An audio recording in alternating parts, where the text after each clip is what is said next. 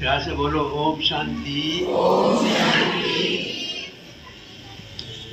खुद और खुदा, आप और बाप, मैं और वो, आत्मा और परमात्मा। जब तक हम आत्मा को नहीं जानेंगे तब तक परमात्मा जानना कठिन ही नहीं, असंभव है। तो पहले हम ये अनुभव करना चाहेंगे कि मैं शरीर से न्यारी चैतन्य बिंदुरूप आत्मा हूँ। शरीर और आत्मा जब तक रथ में रथी है, रथ है, ये रथी है आत्मा, तो रथी से उतर गया, क्या कहते हैं उसको, अर्थी। रथी रथवान बैठा है रथ में, तो ठीक है, रथ से उतर गया, रथवान हो गया अरथी, अर्थी। तो मूल्य है आत्मा का, कितना भी इसका मूल्य, कोई प्यारा बच्चा हो, पिता हो, माता हो, जब तक उसके अंदर आत्मा है, क्षण लग जाएगी, हो जाए पंखी, संभाव इसको, संभाव आत्मा हो जाए। क्यों, कहाँ प्यार गया? तो प्यार था वास्तव में आत्मा से होना चाहिए। शरीर से जुटा प्यार है, आत्मा में प्यार नहीं है। तो आत्मा है क्या? शरीर में आत्मा कहाँ रहती है? हाथ में, पैर में कहाँ है? जहाँ पर हम आत्माएं, माताएं, बहनें, भाई, भक्त लोग कहलाते हैं, ये है आत्मा का स्थान। भोटी कुटिया है, कुटिया भोटी की यहाँ निवास करती है।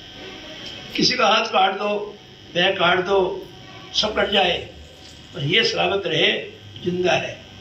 अगर ये कट जाए ना, हाथ पैर है तो आत्मा नहीं देगा।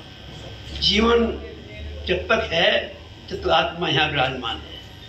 आत्मा राजा है, बुद्धि राजा है, शरीर ये अंग है ना, ये नौकर है, ये हमारे हाथ पैर नाक कान मुंह नौकर है। बुद्धि राजा है, मन मंत्री है, और ये संतरी है, ये हाथ पैर के नौकर है सारे। ये सही चलता है इस प्रकार से। तो यहाँ पैर सिखाते हैं मैं कौन हूँ, हु एम आई। संविधान जी पहुंचे विजय के पास में, कौन, ये जानने आया मैं कौन हूँ, बैठो। तो यहाँ पहले देते हैं पाठ आत्मा का। आत्मा कहाँ है शरीर के अंदर, और आत्मा की शक्तियाँ क्या है?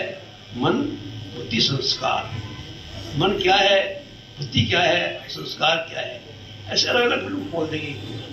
बहुत आनंद प्रदायक, स्थिति प्रदायक ये आत्मा का परिचय है।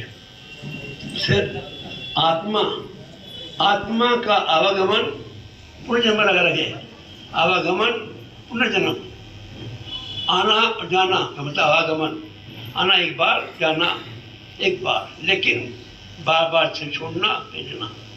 कहते हैं फलाना चल बसा, तो मतलब क्या है? चला यहाँ से, बस बन जा गया। कभी भी आत्मा लीन नहीं होती है। आत्मा अजर, अमर, नादी और अविनाशी है, और वो शरीर छोड़ने के पश्चात में नया शरीर धारण करती है। आत्मा कभी भी, एक आत्मा जो मनुष्य चाहती है उसमें जन्म लेगी, कभी भी पाप करके फल होने के लिए सांप बिच्छू तदिये में नहीं जाएगी। आत्मा मनुष्य होने ही लिए जाएगी, पशु होने में नहीं।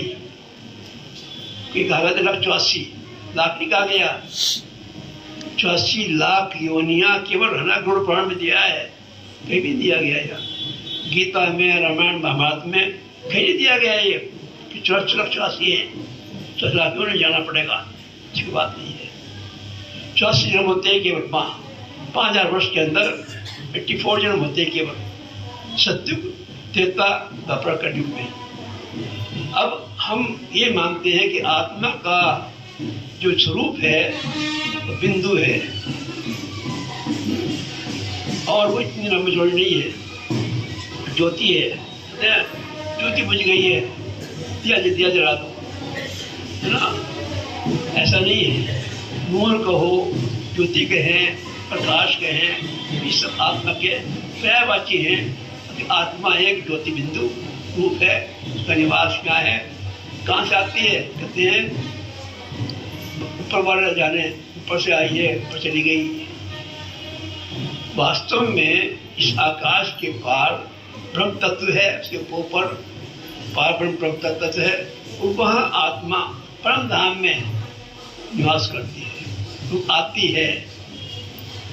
है, इसको बोलते हैं हवा, तो जाएगी रात में गमन करना कहते हैं इसको। अब हमने समझ लिया संस्कृत में कि आत्मा ज्योति बिंदु स्वरूप है, उसका स्थान ये है।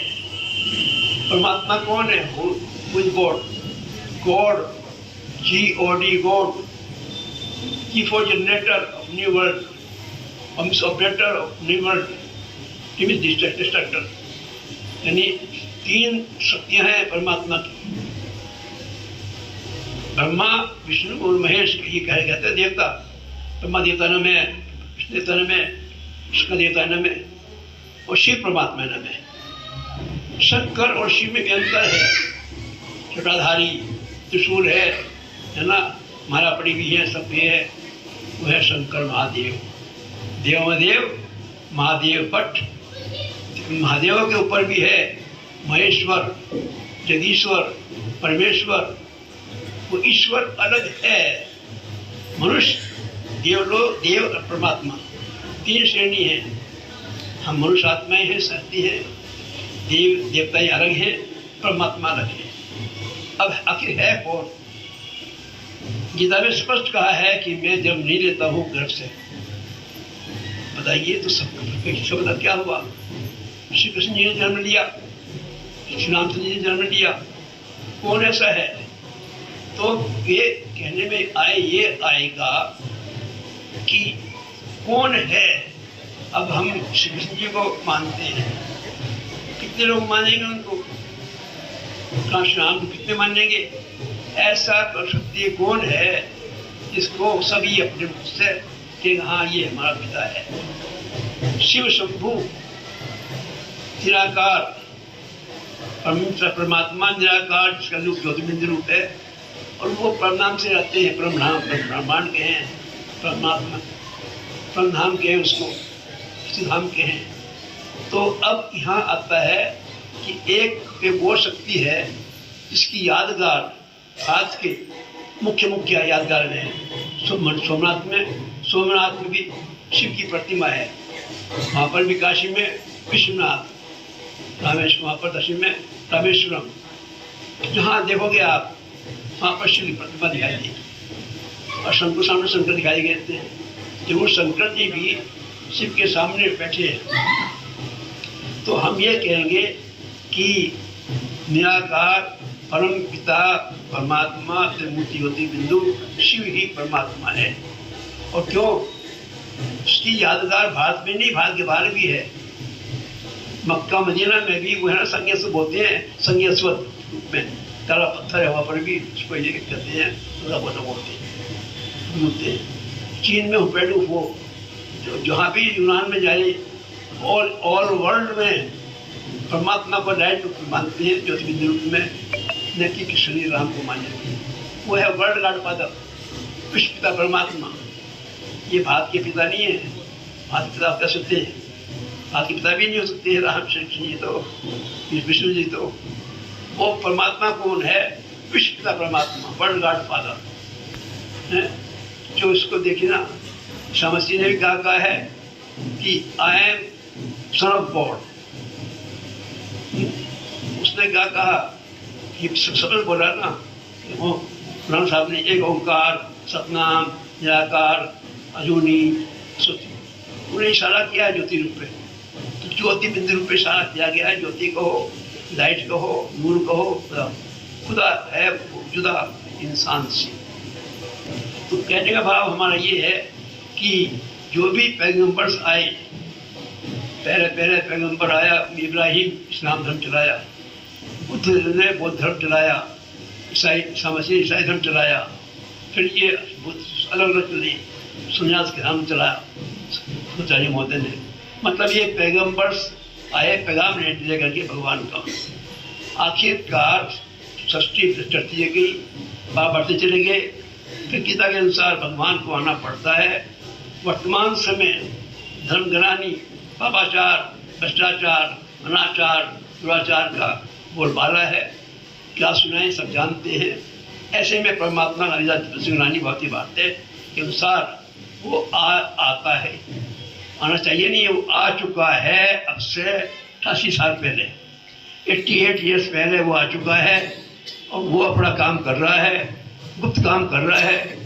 उसी के हम बच्चे हैं शिव बाबा के, वो हमारा पिता है। हम सब आत्माएं परमात्मा के बच्चे हैं।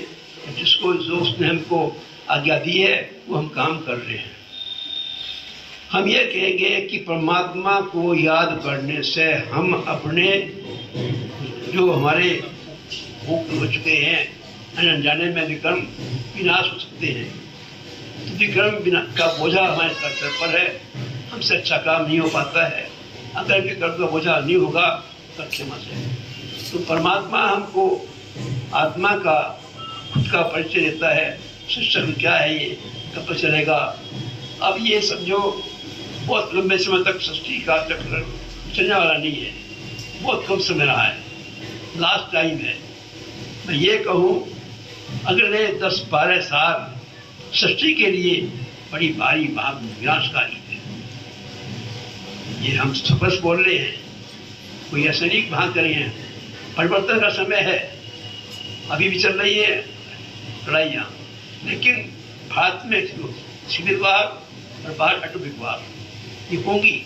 अकाल, भूचाल, महामारी, अतिवृष्टि, अनावृष्टि और अब सब होंगे सारे ये, क्योंकि पापों का घड़ा भर चुका है और परमात्मा आकर के ज्ञान द्वारा दे रहा है। ज्ञान, जो ज्ञान परमात्मा दे रहा है उसी को, ज्ञान को ही हम आप सबके सामने रख रहे हैं। जो ज्ञान उठा कर चल रहा है, फल उठा रहा है वो। हमारे यहाँ रोजाना मुरली चलती है, बाबा की मुरली रखी हुई यहाँ पर भी है।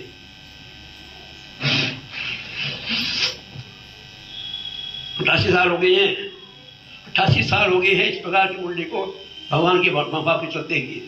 ये यहाँ पर है, ये ज्ञान की मुरली और मेडिटेशन द्वारा हम जीवन में सुख, शांति, धैर्य पा सकते हैं केवल आत्मा से। मेडिटेशन भी क्या है? आत्मा का परमात्मा को परिचय सहित जान करके याद करने का नाम योग है। योग मैंने जोड़, आत्मा का नाम परमात्मा से मिले, जोड़ हो गया है।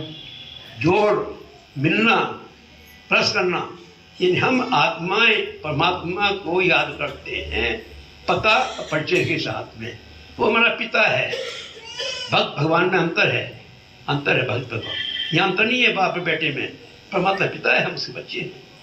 तो यहाँ हम ये कह सकते हैं कि गीता के ज्ञान के द्वारा, राजयोग के द्वारा हम अपने अनेक जन्मों के विनाश करके और निकट भविष्य में, यानी क्या होगा आखिर भी, भारत ही विश्व गुरु बनेगा, हिंदू का सनातन धर्म सनातन होगा।